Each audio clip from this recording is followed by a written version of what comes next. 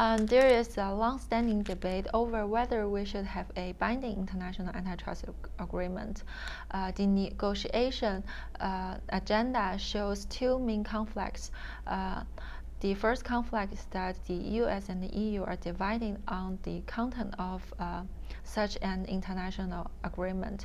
The EU is specifically is willing to link antitrust law and trade policy closely.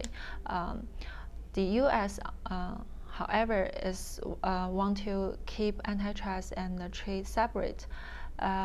There is another conflict between developed country and a developing country.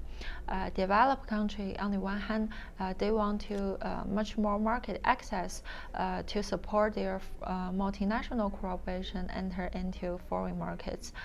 Developing country, however, want to have a binding international antitrust cooperation to discipline multinational cooperation.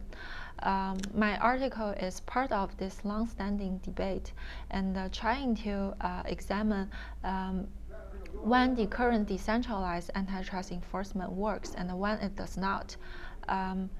It starts with an assumption that states may engage in systematic over-enforcement or under-enforcement of antitrust law based on their terms of trade.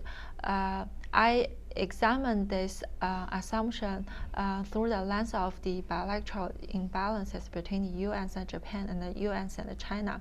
It shows that both Japan and China have adjusted their antitrust law based on their trading status. Hence, in the last few years, we have seen a number of international cartel cases and also a lot of market access issues happen between U.S. and Japan and between the U.S. and China. So,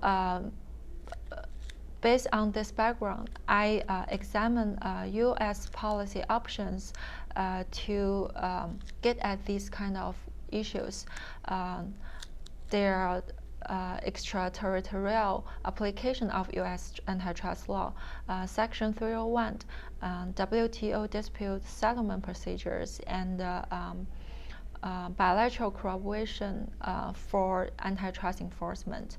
I argue that in my paper, these types of policy tools are only feasible among similar antitrust regimes. However, no policy options offer a complete solution to address trade-related competition problems in the Japanese and the Chinese context.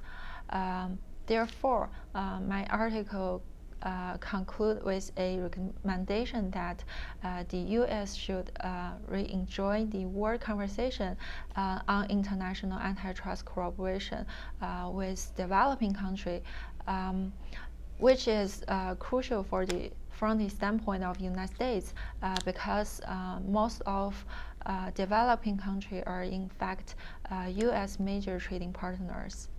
Thank you.